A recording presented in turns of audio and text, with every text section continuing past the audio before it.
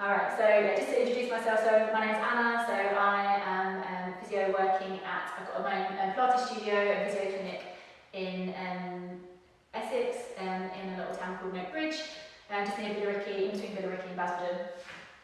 So today I'm going to go through 5 exercises you can try if you think you've hurt your meniscus, so the cartilage in your knee, shock absorption cartilage in your knee.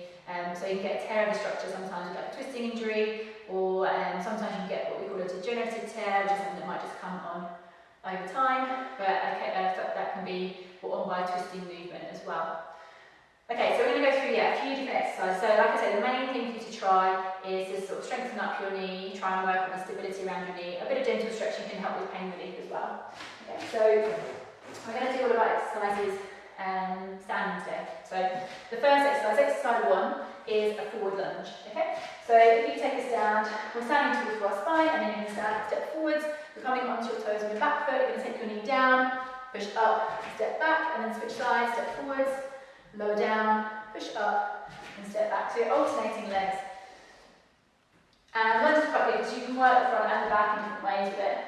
Just think about letting your front knee track forwards over your foot as you lunge down. See how it feels on your knees as well. So the lower you go into a lunge, the harder you're going to work. Just keep it to that comfortable range of movement if your knee is feeling a little bit irritable. So you can reduce the range here if you want to and not go quite as low. Okay, so you're onto your toes on the back foot. Stay nice and tall through your spine, keep open to your chest. Okay, so forward lunges is a good one to try. That's our first exercise. Okay, then going into our second exercise, exercise 2, is going to be a side lunge. So we're going to step out to the side of this one.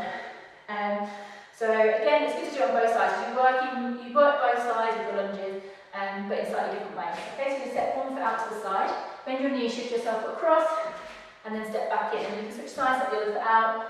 Bend your knee, shift yourself across and then back in. So stepping out, bend, shift across and back in. So it's quite good to try and do a bit of a hinge at your hips as well, and that can help work into your leg a little bit more as you take a bit more weight over to the side you're stepping out to. And then you're working the other leg as you draw yourself back in here as well.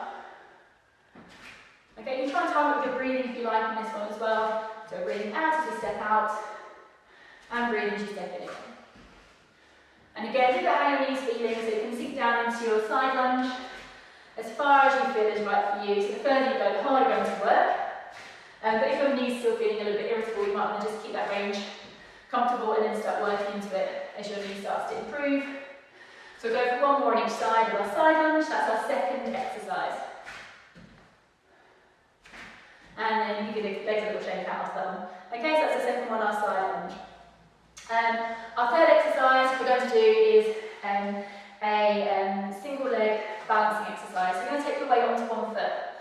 Okay, so standing on, ideally if you're rehabbing one side, you're going to stand on the affected leg. So you're squeezing your glutes, standing tall through your spine. You want to keep your core working as you challenge our balance standing on one leg here. And then maybe try and maintain your balance on that leg for, if you can, up to a minute, I would say. Try and balance there for a minute before you give yourself a rest, and you give your legs a little shake out.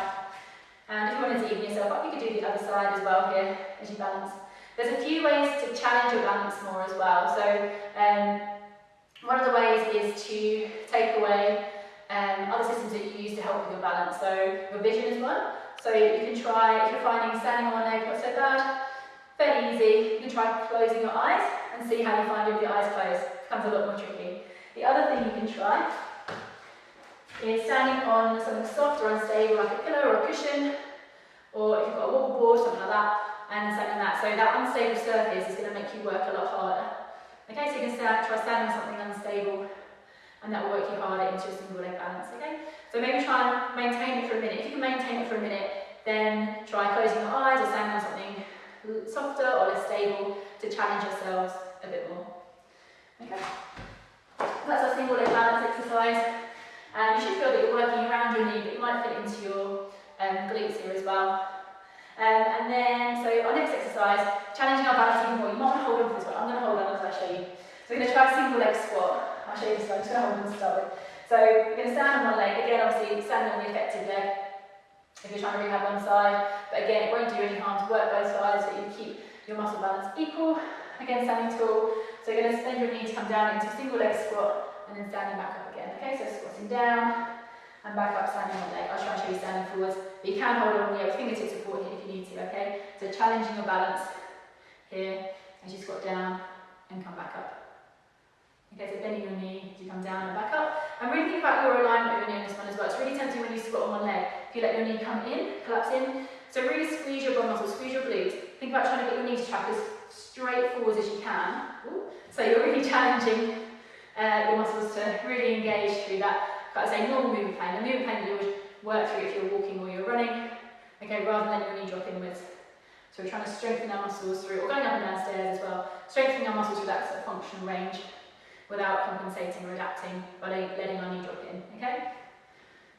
So with this one, you probably feel it working into your leg once you've done a few.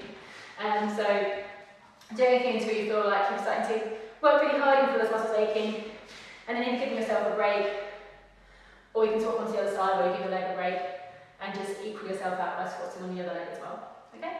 So that's our fourth exercise, is our single leg squat, and we're going to give our legs a shake.